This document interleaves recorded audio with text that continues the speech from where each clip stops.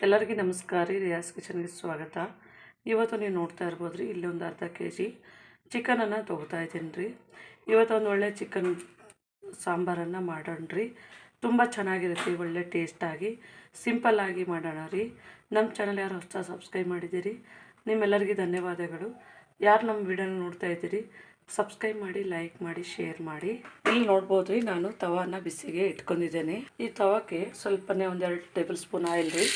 ಇದಕ್ಕೆ ಮೀಡಿಯಮ್ ಸೈಜಿಂದ 2 ಈರುಳ್ಳಿ ನೋಡಿರಿ, ಸ್ವಲ್ಪ ಚೆನ್ನಾಗಿ ನಾವು ಫ್ರೈ ಮಾಡ್ಕೋಬೇಕ್ರಿ. ಸ್ವಲ್ಪನೇ ಇದು ನಮಗೆ ಚೆನ್ನಾಗಿ ಇದನ್ನು ಈ ಥರ ಫ್ರೈ ಮಾಡಿಕೊಂಡ್ರೆ ಒಳ್ಳೆ ಟೇಸ್ಟ್ ಕೊಡುತ್ತೆ. ಇವಾಗ ನಮ್ಮದು ಇದು ಸ್ವಲ್ಪನೇ ಕಲರು ನೋಡ್ಬೋದು ರೀ, ತುಂಬ ಒಂದು ಈ ಥರನೇ ನಾವು ಇದನ್ನು ಸ್ವಲ್ಪ ಫ್ರೈ ಮಾಡ್ಕೋಬೇಕ್ರಿ.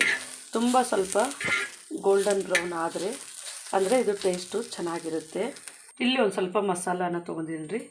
ಸ್ವಲ್ಪನೇ ಒಂದು 7ರಿಂದ 8 ಲವಂಗ ತೊಗೊಂಡಿದ್ದೀನಿ, 1/4 ಚಮಚ ಕಾಳು ಮೆಣಸು, ಸ್ವಲ್ಪನೇ ಎರಡು ಏಲಕ್ಕಿ, ಸ್ವಲ್ಪನೇ ಚಕ್ಕೆ, ಸ್ವಲ್ಪ ಜಾಪತ್ರೆ, ಸ್ವಲ್ಪನೇ ಇದು ಚಕ್ರ ಮುಗ್ಗು ಬರ್ತದೆ ನೋಡಿರಿ, ಅದು ಒಂದು 2ರಿಂದ 3 ಪೀಸು, 1 ಟೇಬಲ್ ಸ್ಪೂನಷ್ಟು ಧನಿಯಾ ಕಾಳು ರೀ.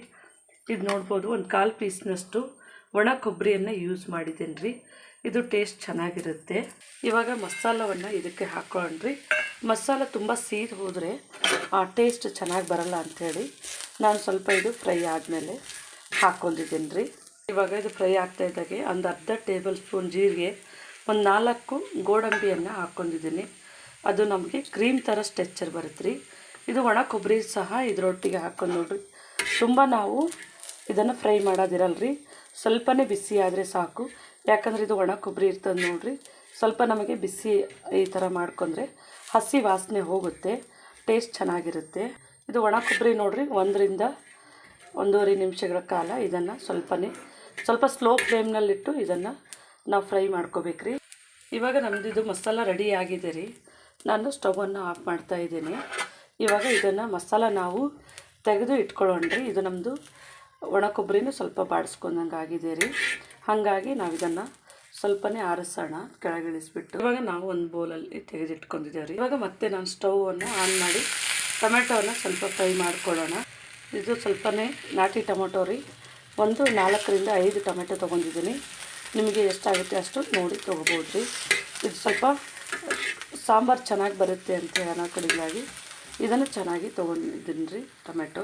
ಇವಾಗ ನಮ್ಮದು ಈ ಮಸಾಲಾಗ ಸ್ವಲ್ಪ ಶುಂಠಿ, 2 ಗಡ್ಡೆ ಬೆಳ್ಳುಳ್ಳಿ, ಇದು ಒಂದು ಅರ್ಧ ಟೀ ಸ್ಪೂನಷ್ಟು ಗಸಗಸೆಯನ್ನು ಹಾಕೋತಾ ಇದ್ದೀನಿ. ಇವಾಗ ಇದನ್ನೆಲ್ಲ ಹಾಕಿದ್ಮೇಲೆ ಸ್ವಲ್ಪನೇ ನಾವು ಇವಾಗ ಆರಿಸ್ಕೊಳ್ಳೋಣ್ರಿ. ಗಸಗಸೆ ಮತ್ತು ಶುಂಠಿ ಮತ್ತು ಬೆಳ್ಳುಳ್ಳಿ ಹಾಕ್ಕೊಂಡಿದ್ದೇವೆ ನೋಡಿರಿ. ಸ್ವಲ್ಪ ನಮ್ಮದು ಟೊಮೆಟೊ ಬಾಡಿಸ್ಕೊಂಡಿದ್ದೇವೆ ನೋಡಿರಿ. ಇದಕ್ಕೆ ಒಂಚೂರು ಉಪ್ಪನ್ನು ಹಾಕ್ತಾಯಿದ್ದೀನಿ. ಮತ್ತು ನಮ್ಮ ಮಸಾಲಾಗೂ ಸ್ವಲ್ಪನೇ ಉಪ್ಪನ್ನು ಹಾಕ್ಕೊಳ್ಳೋಣ.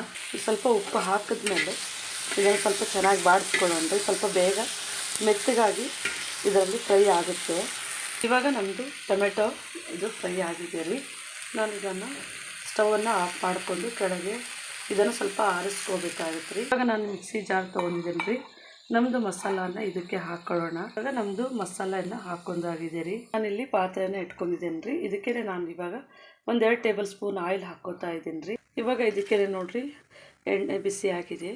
1-2 ಏಲಕ್ಕಿ, ಲವಂಗನ ಒಂದು 4 ರೀ, ಚಕ್ಕೆ, ಸ್ವಲ್ಪ ಜಾಪತ್ರೆ, ಮೊಗ್ಗು, ಮರಾಠಿ ಮೊಗ್ಗು ಅಂತ ನೋಡ್ರಿ, ಅದು ಒಂದು ಹಾಕ್ಕೊಂಡಿದ್ದೇನೆ ರೀ. ಇವಾಗ ಸ್ವಲ್ಪ ನಮ್ಮ ಆಯಿಲ್ ಬಿಸಿ ಆಗಿದೆ ರೀ. 1 ಮೀಡಿಯಮ್ ಸೈಜಿಂದ ಈರುಳ್ಳಿ ಕಟ್ ಮಾಡಿ ಹಾಕ್ಕೊಂಡಿದ್ದೇನೆ. ಸ್ವಲ್ಪ ಇದನ್ನು ನಾವು ಫ್ರೈ ಮಾಡ್ಕೊಳ್ಳೋಣ ರೀ. ಇದನ್ನು ಸ್ವಲ್ಪ ಗೋಲ್ಡನ್ ಬ್ರೌನ್ ಆಗೋತನ ನಾವು ಫ್ರೈ ಮಾಡ್ಕೋಬೇಕು ರೀ. ಇವಾಗ ನೋಡಿರಿ, ನಾನು ಇದಕ್ಕೆ ಒಂದು 4ರಿಂದ 5 ಟೇಬಲ್ ಸ್ಪೂನಷ್ಟು ನೀರನ್ನು ಹಾಕ್ಕೊಂಡು ಇದನ್ನು ನಾವು ಮಿಕ್ಸಿಗೆ ಹಾಕ್ಕೊಳ್ಳೋಣ. ಇವಾಗ ನೋಡ್ಬೋದು ರೀ, ನಮ್ಮದು ಸ್ವಲ್ಪ ಗೋಲ್ಡನ್ ಬ್ರೌನ್ ಆಗಿದೆ ಈರುಳ್ಳಿ. ನಾನಿವಾಗ ಚಿಕನನ್ನು ಹಾಕ್ಕೋತಾ ಇದ್ದೀನಿ ರೀ. ಇವಾಗ ಇದನ್ನು ಹಾಕ್ಕೋತಾ ಇದ್ದೀನಿ.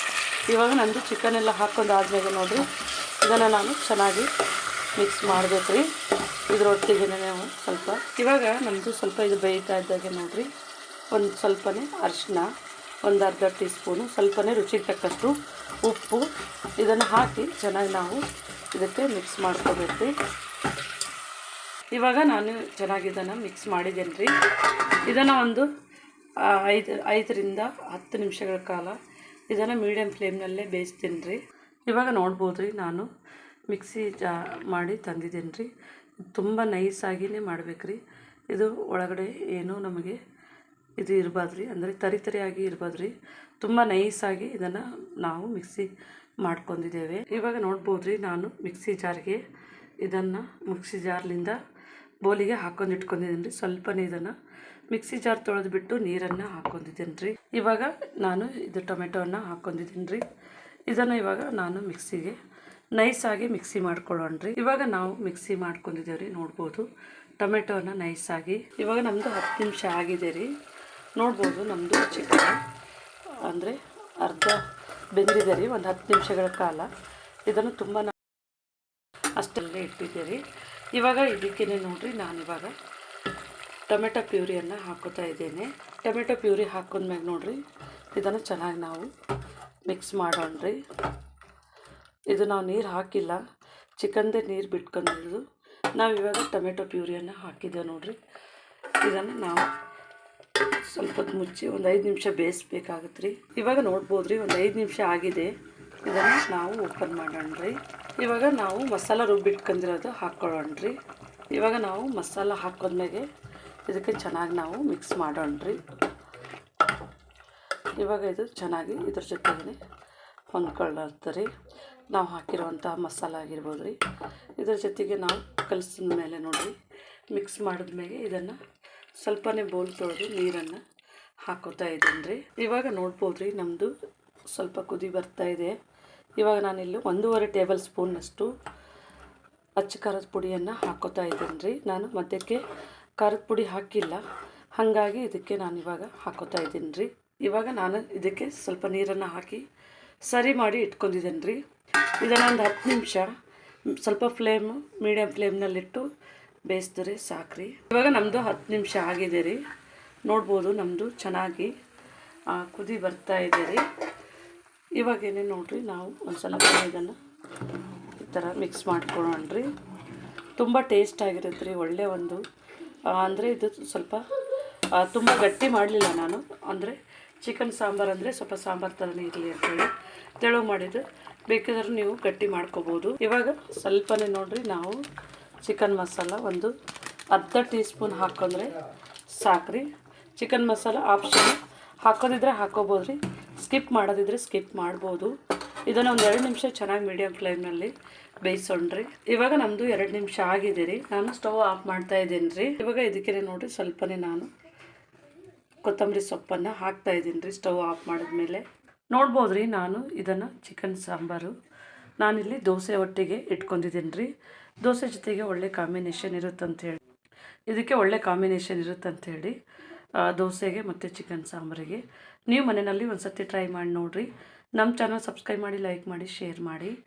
ನಮ್ಮ ವಿಡಿಯೋನ ನೋಡಿದ್ದಕ್ಕಾಗಿ ಧನ್ಯವಾದಗಳು.